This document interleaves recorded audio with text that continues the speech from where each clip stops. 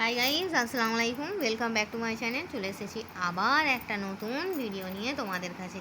আমার দর্শক বন্ধুরা ভাববে দিদি তো আমার ফুড ব্লগার, তাহলে দিদি আজকে কী মেডিসিন সাপ্লিমেন্ট নিয়ে এসছে। হ্যাঁ হ্যাঁ গো হ্যাঁ, তোমাদের জন্য একটি উপকারী হেলদি আর কি মেডিসিন সাপ্লিমেন্ট নিয়ে এসছি, জানো বন্ধুরা। তো আমাদের দৈনন্দিন জীবনে এখন তো বাড়িতে সব মহিলাদের, উমেনদের বলো আর ম্যানেদের বলো, উমেনদের বেশি কতগুলি সমস্যা বলো তো। হাতে ব্যথা, কোমরে ব্যথা, পায়ে বাদ, চোখে দৃষ্টি কমে যাচ্ছে, দৃষ্টিশক্তি কমে যাচ্ছে, অল্প বয়সে চুল পড়ে টাক হয়ে যাচ্ছে, তাই না বন্ধুরা? এই সবগুলির মূল কারণ কি বলতে পারবে? এই সবগুলির মূল কারণ হলো আমাদের শরীরে ভিটামিন প্রোটিনের অভাব।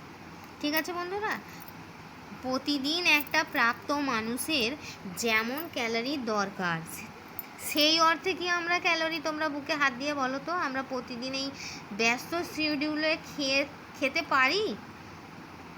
খেতে পারি না। কিন্তু যখন আমাদের কি বলো, এই বিয়েবাড়ির খাবারগুলো যদি তোমরা বলো, সেটা তো সব কি বলে ওইটাকে, গুরু মিশি হয়ে যাচ্ছে, সেটা আরও ক্ষতি একভাবে সব খেলে। একটা প্রাপ্তবয়স্ক মানুষের যেমন অ্যাডাল্ট আর কি, 18 বছরের পর প্রাপ্তবয়স্ক মানুষের একটা খাদ্য মিলের তালিকায় হ্যাঁ যে পরিমাণ ক্যালোরি ইনটেক করতে হয়, আমরা কি সেটুকু পারি না তো। যেমন পর্যাপ্ত পরিমাণে ভাত, যেটুকু খাওয়া দরকার আর কি। ভাতটা হচ্ছে কি কার্বোহাইড্রেটের সোর্স, ঠিক আছে। মুসুরির ডাল, সেটা কিসের সোর্স? সব প্রোটিন, তাই না বন্ধুরা? ভুল বলছি কি? ভুল বললে আমাকে একটু ধরিয়ে দিও তো। তারপরে হচ্ছে মাংসটা হচ্ছে প্রোটিন। রেড মিটটা একটু অ্যাভয়েড করলেই ভালো। আমি তো আমার খাদ্য তালিকায় রেড মিটটা পছন্দ করি না, খাই না বললে আবার ভুল বলা হয়ে যাবে। খাই খুব স্বল্প পরিমাণ, না হলেও আমার চলে যাবে। আমার রেড মিট না হলেও মুরগির মাংস, মাছেতে আমি খুব কমফর্টেবল। আবার ভেজিটেবল ডালেতে আমি খুব কমফর্টেবল, জানো তো। মাংসতে আমি বেশি আসক্ত হই না।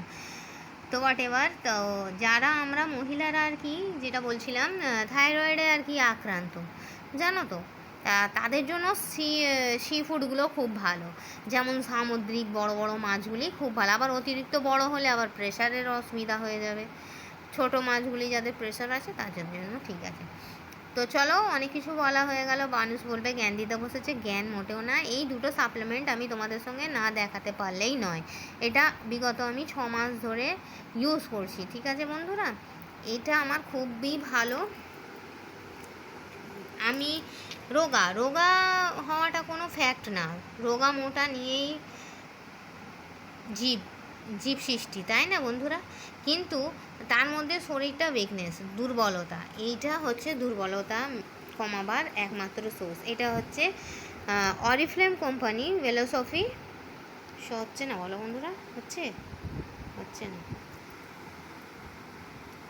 দেখো বুঝতে, এই হলো ভেলোসফি মাল্টিভিটামিন অ্যান্ড মিনারেলস, ঠিক আছে।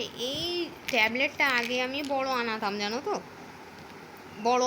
তাতে 60 পিস থাকতো। এতে কিন্তু এটা ছোট প্যাক, এতে কিন্তু 30 পিস আছে। দেখো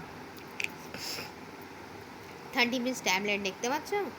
এতে তোমার 29.1 গ্রাম করে ভিটামিনের সোর্স আছে, ঠিক আছে বন্ধুরা। এটা হচ্ছে একটা মাল্টিভিটামিন ক্যাপসুল। এটা খেলে আমার সারা দিনের উইকনেসটা চলে যায়, সারা দিনে। চলো, এটা গেল। তারপরে আসি এটাও আমি এর সঙ্গেই খাই। এক সেকেন্ড, সরি।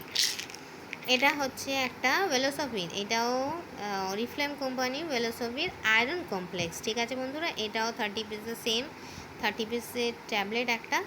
এতে আছে 12.0 গ্রাম আর কি তোমার ওইখানে কি বলে iron, vitamin C, B6, B12 and folic acid. এটা ফলিক অ্যাসিডের একটা খুব ভালো একটা সাপ্লিমেন্ট, ঠিক আছে বন্ধুরা।